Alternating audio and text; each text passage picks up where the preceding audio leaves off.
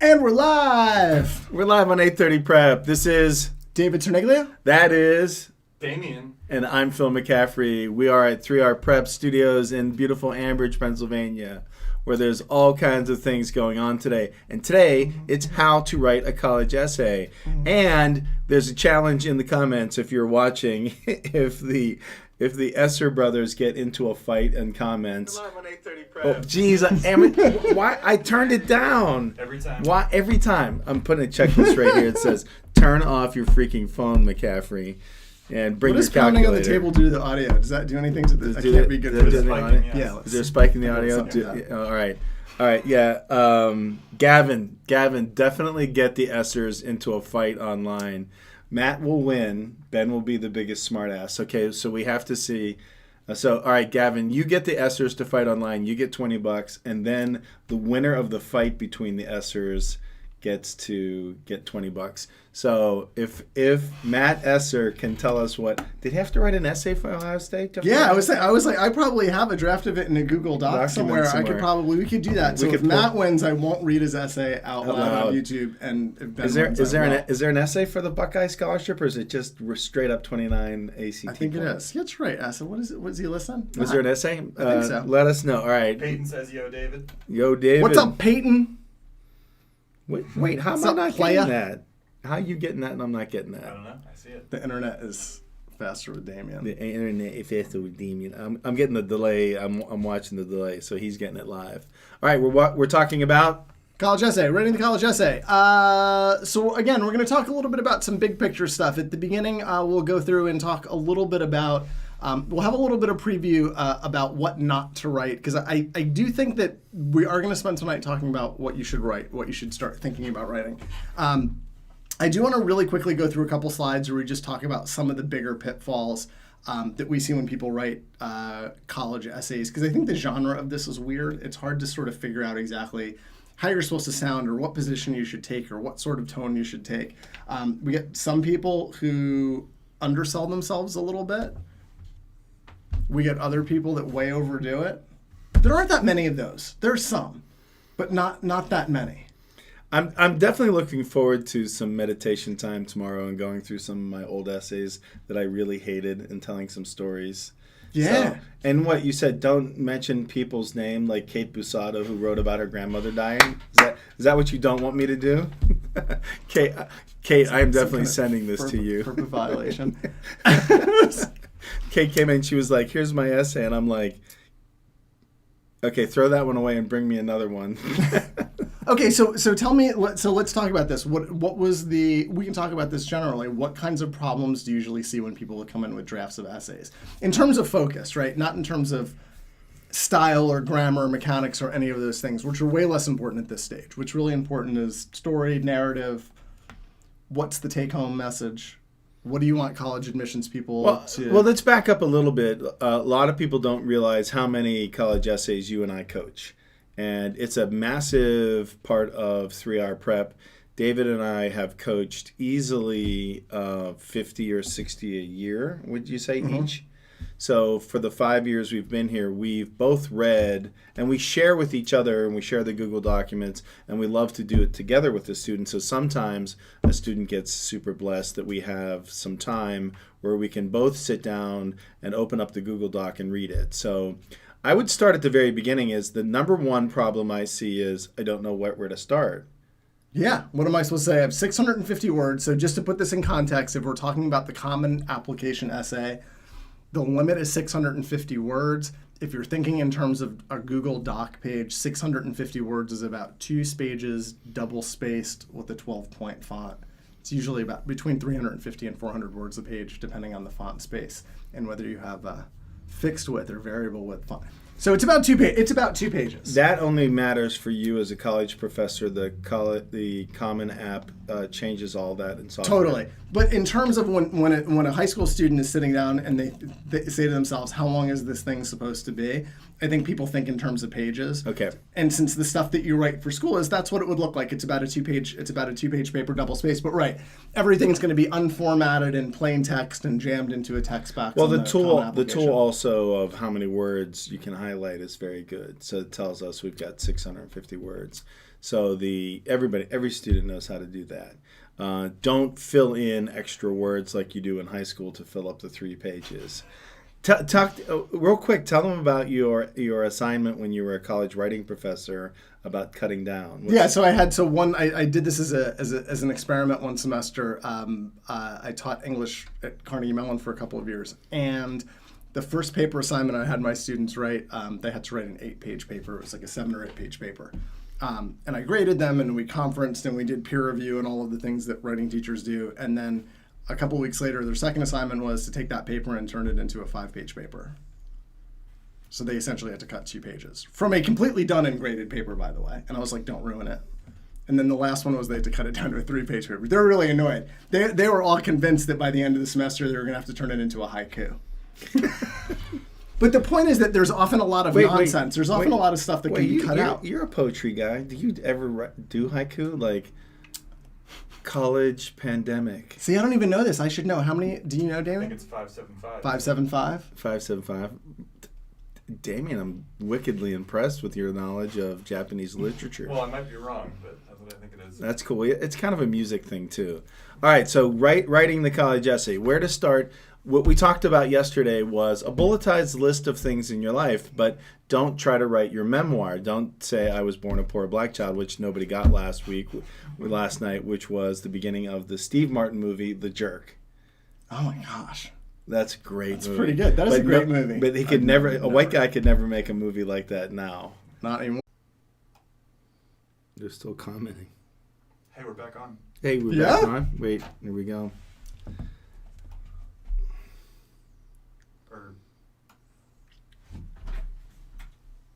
It looks like we're back on, yeah. It looks like we are. We're streaming. So, you should be able to tell. We're back.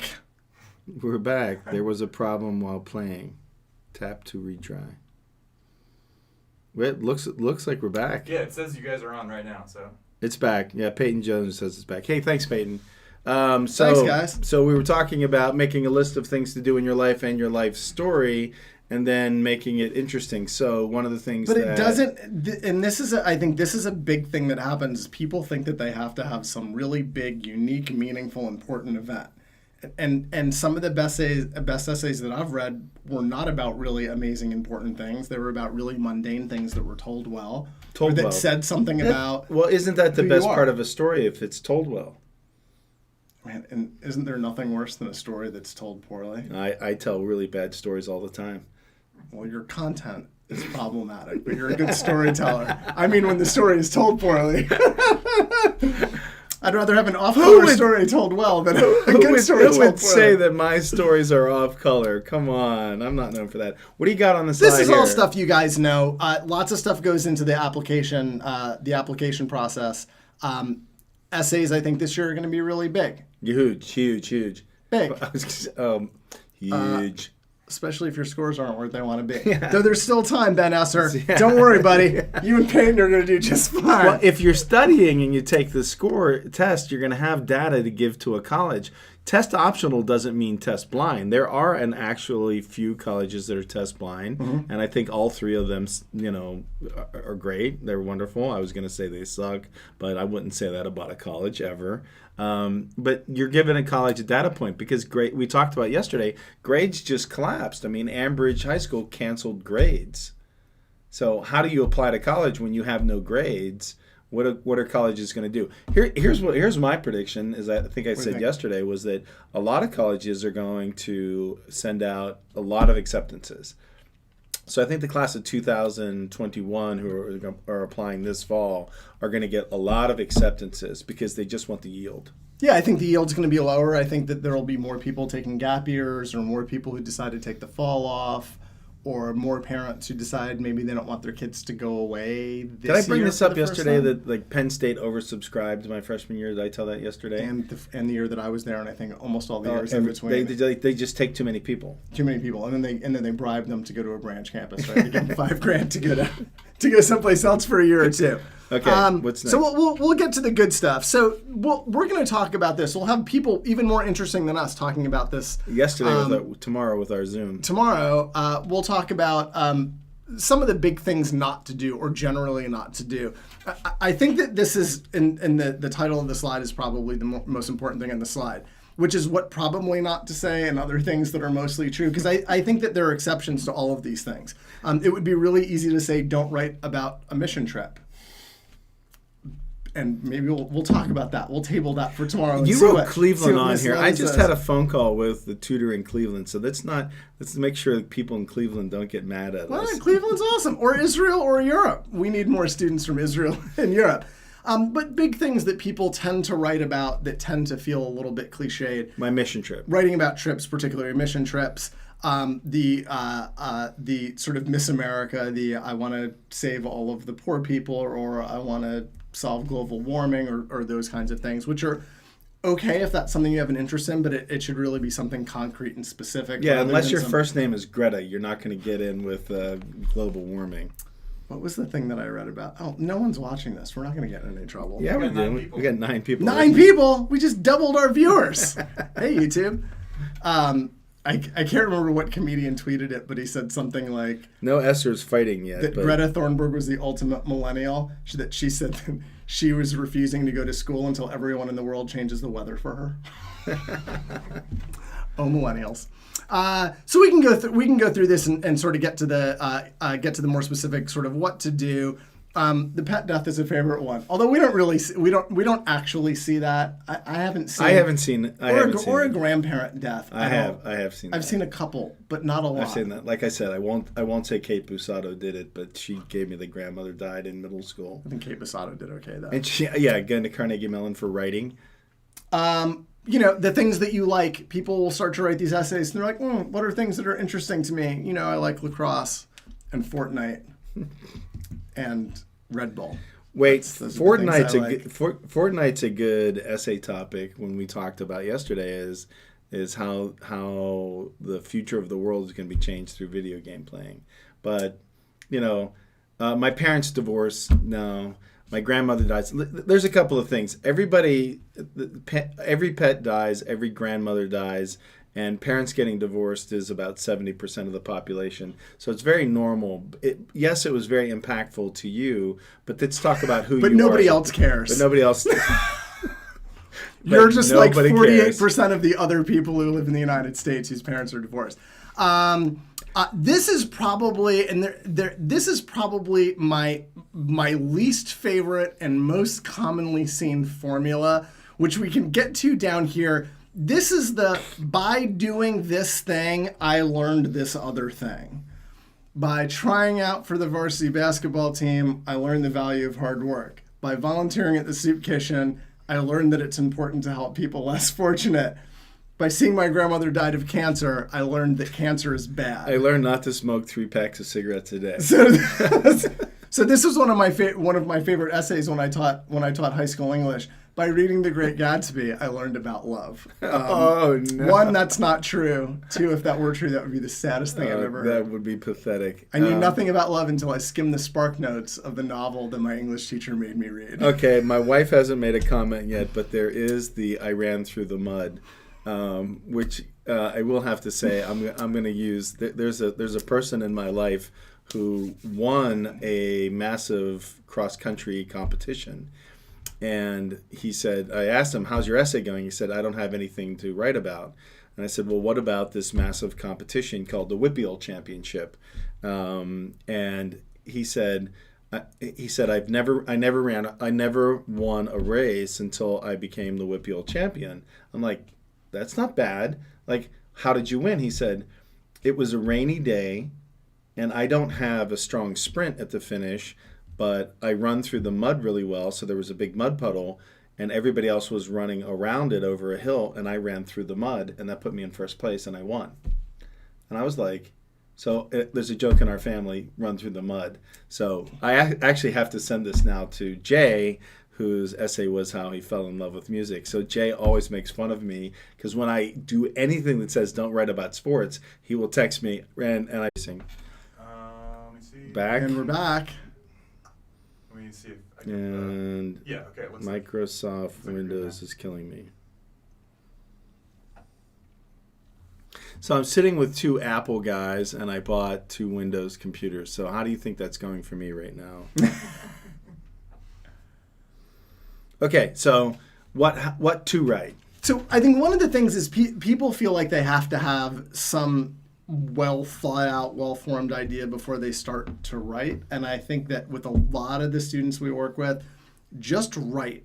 Write to figure something out. Don't try to figure it out and then write it, if that makes sense. Yeah, just write. Writing, put pen to pre-writing, paper, drafting. I'm a big fan of free writing, just forcing yourself to write for a few minutes without stopping. And worry about what you can recover later. Don't try to write in fully formed sentences. Just get ideas down on paper. Do like a stream of consciousness thing. Phil said this yesterday, which is start with a story, right? Yep. Invite the reader in. Make it interesting. Make it interesting for them to read. They had to read a lot of these, right? You've had to read a lot of stories. So one of my favorite essay stories is a girl came in. She's in college right now. And I made her do a bulletized list, and she sat down and she just jammed on this bulletized list. And the one thing that we came about was she had a pony, and she was upgrading to a horse. And there's a literally horse trading website, and she entered her horse onto the website, and her parents made her do it, and they didn't make her do it. She wanted to do it. So other people were calling about the pony, and she was like 14, and so she had to take the phone calls from the people and explain about her pony because she wanted to buy a horse, and she sold her pony, and she talked about dealing and negotiating with adults who kept saying put your parents on the phone. Then she got a horse, and the horse turned out to be mean and was abusive and would bite her. So then she wrote this story about being in an abusive relationship, but didn't mention it was a horse. It was hilarious. And at the end, it was too big. It was more than 650 words, and we had to cut out the original part. So one of the things is where you start isn't where you finish. Totally. That's a really good point. Yeah. Where you start's not where you finish. Hopefully it's not. Otherwise, you're not getting much out of doing your writing. So write down a story like my dog bit me, I was at, I had a girl last year who wrote a story about her neighbor fell down the steps, and she dreamt about it. And she was like, this really spooked me out. So she wrote this humongous essay about it. I won't mention her name, but it was thousands of words long, and it was really creepy. And I'm like, yeah, go for it. Yeah, because I knew we were changing that shit. It was like, this is no way going to any college. But I just let her keep going, because ultimately, through the midst of it, there was a paragraph that I was like, grab that paragraph and put it somewhere else. I want to get to your point. I wasn't interrupting, Phil. You made me think of something that's coming up on a slide, which I'll get to in 1 second. One, read other essays. Google other people's college essays. Sure. Be careful of imitation, though. We do get students who come in that see really clever written essays, things that are written as poetry or that sort of thing. Those kinds of things can be okay in the right context, but they care about content. They really want to get to know about you. And they can tell if you're not writing it. These are professional readers, and we're going to have one on tomorrow from CMU. They read thousands of essays. They know if it's an adult or your mom writing it, or if you've licensed it out, or if you've had a teacher. Teachers, and particularly David and I, what we make comments on ultimately is I begin the storytelling, and David, as an English professor, usually ends up cleaning up the essay at the end. Like, you've got a lot of... Taking out all pronouns. The bad words. Yeah. The words that don't fit in English, not necessarily are curse words. And this is the point that I want to get. I'm not. This is it. Practice writing the essays, and find readers like Phil that don't know you that well. People's first readers are often their friends, if they share them with their friends, with their parents. Here's the thing. Your parents love you, and that's a problem, because college admissions people don't love you the way your parents love you. You have to get them to love you. The hope to God nobody loves you like your parents love you. Your parents and the people that know you well have too much context. We're actually in a really good position because we'll get somebody like Matt or Ben Esser and we get to know them a little bit. Yeah, or where's Peyton, the fight S? and then we get to know them a little bit, well enough to be able to help them with their essays, but not so well. We don't get to the point that we care about them so much that we won't be mean to them if their essays suck. I think that's the point. And we absolutely will tell you if your essay sucks. One of my favorite things to tell a student, I said it to a girl yesterday, was when I put my head down on my pillow, it's not you that I'm thinking about and worrying about. Like, I have my own children, you have your own children. Like, when I go to bed at night, my students are their parents' problems. Your score, when you're in front of me and we're working on it, I'm interested in if you know slope of a line and a quadratic equation and how to use a semicolon. And I really care about your essay, but if I hurt your poor little feelings, go away. Yeah. You know, your essay sucks. You hurt your feelings, but you end up with a good essay. Everybody wins. Everybody wins. I continue to hate this advice and I continue to give it. I probably just don't like the wording. It's important to really. It's important to Wait a second. The What do Esser we got? fight has escalated. Gavin, they won't reply. He's offered to split the money with them. He gets $20. They get $5 each. Gavin gets to keep 10. So, That's like a pretty good. Gavin, splash, get somebody else to argue with. Peyton, argue with Gavin. Tell a story. Don't tell admissions people what to think about you. Telling them that you're a hard worker doesn't work. Right. I'm a very hard worker. Showing them that you're a hard worker, showing them you're creative, showing them that you're curious, by giving them really concrete, identifiable examples. How about something that was concrete, like a Boy Scout Eagle project, and you met an interesting person, and it's anecdotal? Sure. So, But saying, I worked on my Eagle Scout project, and I worked really hard, and it took me thousands of hours. no, that's bull. Not interesting. What did you do? What was the project? What was the motivation behind it? What did you learn? How have you changed or grown or learned? How does it help identify something about yourself that's important to you or that you value? Have So it all goes you back to the same tutored stuff. Gavin lately? No. He's in the class. Gavin, say something mean about David, and I'll send you $10. It's not that difficult. Okay, here's the final thing. Ready? If it's not fun to write, it's not going to be fun for admissions people to read. That's absolutely true. So Make if it you're fun. dreading this, if it's boring, they say this about people who cook. Like if you're in a good mood and you're feeling loving and you cook, the food tastes better. But if you're not in a good mood, it tastes. I think that's true with college essays too. It's definitely true with food. If you don't like writing it, if it's not fun, if it's not kind of interesting, it's not going to be fun to read. So it's important to have good readers, good editors who can help you out, who can give you some really honest advice. Okay, Gavin and Peyton got into an argument about cars. So, all right, you both get $10. Wait, haven't I already given Peyton a prize? Yeah, he got the $20 prize. I asked him what his favorite restaurant was so I could send him a gift card, and he said, my favorite restaurant is where I get to spend $20 in cash. I'd rather buy car parts than food. I'm like, so your parents must feed you nice. well. So, all right, another $10 to pay. Or they don't buy them enough car parts. They don't buy him enough car parts. Are you both car nerds? All right, that's awesome. Yeah, make it fun. Make it fun. If you can make it a little bit funny and definitely anecdotal. An anecdote is a side story about somebody or something that's interesting and related to the topic. And you can write the mission trip essay. I'll give you a really good mission trip essay, and that is the Swickley Academy was going to Haiti to work on a village school. And there was some type of sickness outbreak, and they canceled the mission trip. And so the students had to mission trip. It was a humanitarian trip. Swickley Academy is not related to any religious organization, so it wasn't a religious mission. It was just a humanitarian mission. So the students didn't get to go, and they were going to fly down, and they were going to build this school. It was an orphanage and a school, and they wound up going to somewhere in Appalachia. And they were really bummed out. So the girl was writing about how disappointed she was that she didn't get to Haiti. And they were walking from the house they were working on to a corner store.